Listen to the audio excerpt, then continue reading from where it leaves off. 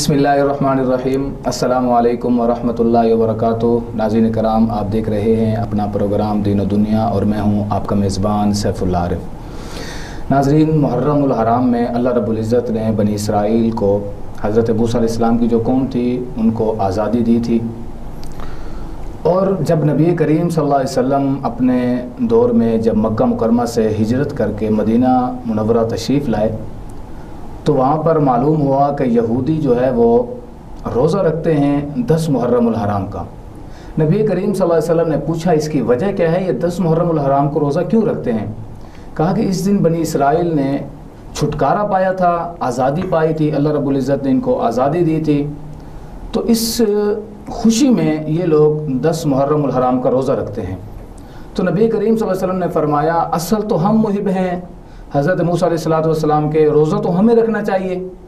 उस साल नबी करीम सल्लल्लाहु अलैहि वसल्लम ने ख़ुद भी 10 मुहर्रमुल हराम का रोज़ा रखा और सहाबाए किराम ने भी 10 मुहर्रमुल हराम का रोज़ा रखा। लेकिन जब अगला साल आया, नबी करीम सल्लल्लाहु अलैहि वसल्लम ने फरमाया कि मुहर्रमुल हराम की जो 10वीं तारीख़ है, इस तारीख़ को यहूदी भी रोज़ा रखते हैं, तो लिहाजा हम भी रोज़ा रखते हैं, तो हमारी उनसे मुशाबहत हो जाती है, लिहाजा हम 9 मुहर्रमुल हराम का भी रोज़ा रखेंगे और 10 मुहर्रमुल हराम का भी रोज़ा रखेंगे। अब मुहर्रमुल हराम की सिर्फ फजीलत इस उम्मत में नहीं है, बल्कि इसकी फजीलत पहली उम्मतों से चली आ रही है। और मुहर्रमुल हराम में जहाँ और फजीलतें हैं, इस मुहर्रमुल हराम की फजीलत कुछ इस वजह से भी बढ़ गई है कि इस महीने में एक दर्दनाक वाक़या पेश आया। हुज़ूर सल्लल्लाहु अलैहि वसल्लम के नवासे जिगर गोशे बतूल हज़रत फ़ातिमा ज़हरा रज़ी अल्लाह ताला अन्हा के फूल हज़रत हुसैन रज़ी अल्लाह अन्हु अपने ख़ानदान समेत इस दुनिया से रुखसत हुए, अल्लाह रब्बुल इज़्ज़त से जाकर मिले और शहादत के रुतबे पर फायज़ हुए। आज हम हज़रत हुसैन रज़ी अल्लाह ताला अन्हु की शान, अज़मत, मकाम, रिफ़त, बुलंदी और उनके मुतालिक जो ज़रूरी बातें हैं, जो ज़रूरी गुफ्तगू है, जो ज़रूरी मामलात हैं, उनके मुतालिक गुफ्तगू करेंगे। हमारे साथ मौजूद हैं हमेशा की तरह मुफ्ती मोहम्मद उस्मान कुरैशी साहब। बहुत शुक्रिया मुफ्ती साहब, आप प्रोग्राम में तशरीफ़ लाए। मुफ्ती साहब, हज़रत हुसैन रज़ी अल्लाह ताला अन्हु की विलादत के मुतालिक जो थोड़ी सी तफसील है उससे हमारे नाज़रीन को आगाह फरमा दें। जी, नहमदुहु व नुसल्ली व नुसल्लिम अला रसूलिहिल करीम, अम्मा बाद। सैफुल्लाह भाई, जैसे आपने फरमाया कि मुहर्रम का महीना हज़रत मूसा अलैहिस्सलाम, बल्कि इससे पहले से जी उम्मतों के दरमियान एक एहतराम का महीना चला आ रहा है। जी, इस उम्मत में एक दर्दनाक वाक़या हुआ, हज़रत उमर रज़ी अल्लाह तआला अन्हु की शहादत भी यकुम को है जी 10 मुहर्रमुल हराम को हज़रत हुसैन रज़ी अल्लाह तआला अन्हु की शहादत है। जी, हज़रत हुसैन रज़ी अल्लाह तआला अन्हु की पैदाइश, इसके बारे में मुहद्दिसीन ने मुख्तलिफ़ अक़वाल नक़ल किए हैं। जी, बाज़ हज़रात का कहना ये है कि सन 5 हिजरी में इनकी विलादत हुई, जी, लेकिन अबू उमर रहिमहुल्लाह बहुत मशहूर मुहद्दिस हैं। जी, वो फरमाते हैं कि जितने भी अक़वाल हैं उनमें सबसे सही कौल ये है कि हज़रत हुसैन रज़ी अल्लाह तआला अन्हु की पैदाइश सन 3 हिजरी 15 रमज़ानुल मुबारक को हुई। जी। अच्छा, जो भी बच्चा पैदा होता है मसनून तरीके के मुताबिक उसका अकीका किया जाता है, उसका ख़तना किया जाता है। हज़रत हुसैन रज़ी अल्लाह तआला अन्हु का अकीका और ख़तना कब हुआ? सैफुल्लाह भाई, इस बारे में 2 रिवायतें आपके सामने पेश करता हूँ। जी, इमाम अबू दाऊद रहमहुल्लाह ने हज़रत अब्दुल्ला बिन अब्बास रज़ी अल्लाह तआला अन्हु से नकल किया है कि नबी करीम सल्लल्लाहु अलैहि वसल्लम ने हज़रत हसन और हज़रत हुसैन दोनों की तरफ से एक मेंढा ज़िबा किया था अकीका के तौर पर।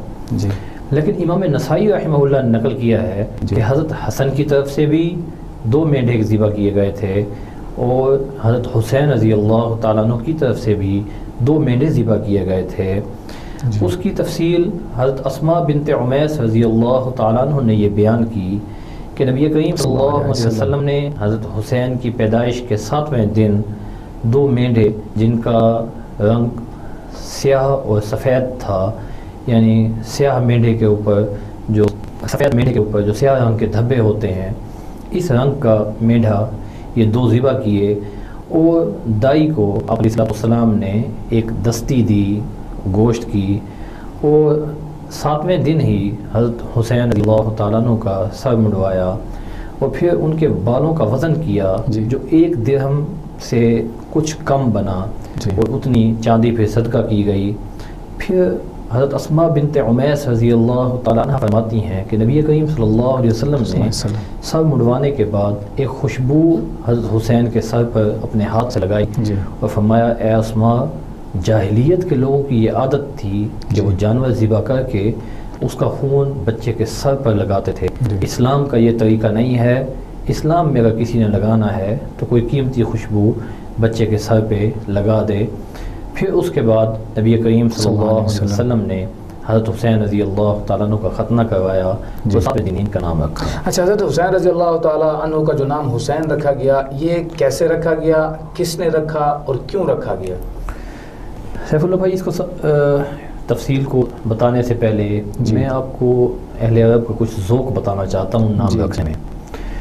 مورخین نے نقل کیا ہے کہ نبی کریم صلی اللہ علیہ وسلم کے اجداد میں سے کسی سے سوال کیا گیا کہ آپ لوگ بڑے عجیب ہیں، اپنے بچوں کا جب نام رکھتے ہیں تو کسی کا نام حرب رکھتے ہیں لڑائی، کسی کا نام آپ کلب رکھتے ہیں، اب کلب جانور کو کہتے ہیں، بالکل، اور جب آپ اپنے غلاموں کے نام رکھتے ہیں، کسی کا افلح زیادہ فلاح پانے والا، کسی کا یسار، اس طرح کے نام رکھتے ہیں، تو یہ ناموں کی حکمت ہمیں سمجھ نہیں آئی، لوگ تو اپنی اولاد کے خوبصورت نام رکھتے ہیں۔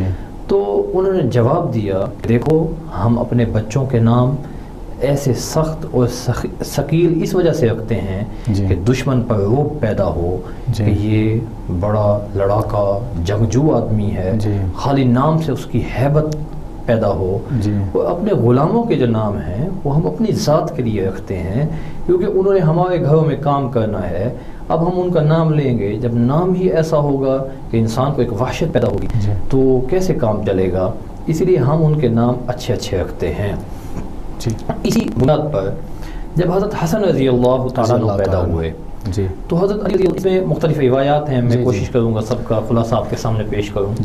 ایک روایت میں ہے کہ حضرت علی رضی اللہ تعالیٰ عنہ نے ان کا نام رکھنے کا ارادہ کیا۔ نبی کریم صلی اللہ علیہ وسلم نے پوچھا علی، اس کا بچے کا نام کیا رکھنا ہے؟ حضرت علی رضی اللہ تعالیٰ عنہ نے عرض کیا آقا، اس بچے کا نام حسن رکھنا ہے۔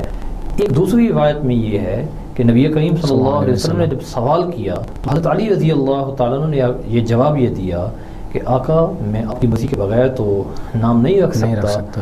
تو نبی کریم صلی اللہ علیہ وسلم نے فرمایا کہ میں بھی اللہ تعالیٰ کی مرضی سے سبقت نہیں کرنا چاہتا، اللہ تعالیٰ کی طرف سے جو حکم ہوگا وہ میں نام رکھوں گا۔ تو پھر حضرت جبرائیل امین آئے، انہوں نے کہا کہ اللہ تعالیٰ کہتے ہیں کہ آپ حضرت ہارون علیہ السلام کے بیٹوں کے نام پر اس بچے کا نام آپ رکھیں۔ تو نبی کریم صلی اللہ علیہ وسلم نے پوچھا کہ ہارون کے بیٹے کا کیا نام تھا؟ تو انہوں نے کہا حضرت ہارون کے بیٹے کا نام شبر تھا۔ تو نبی کریم صلی اللہ علیہ وسلم نے فرمایا کہ ان کی زبان تو عربی نہیں تھی، ہم عربی زبان والے ہیں، تو ہمیں تو اس کا ترجمہ بتائیں۔ تو انہوں نے فرمایا اس کا ترجمہ ہے حسن۔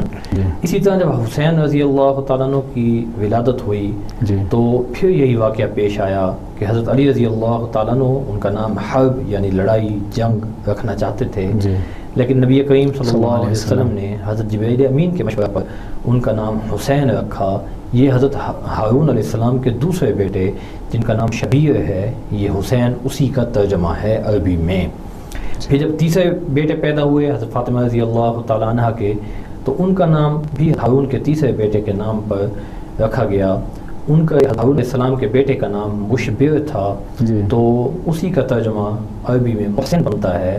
اس طرح حسن، حسین اور محسن۔ ایک دوسری روایت میں ہے کہ یہ تینوں نام جنتی نام ہیں، اس سے پہلے یہ نام کسی کے نہیں رکھے گئے۔ جس طرح نبی کریم صلی اللہ علیہ وسلم کا نام محمد، اس سے پہلے کسی نے اپنے بچے کا نام محمد نہیں رکھا۔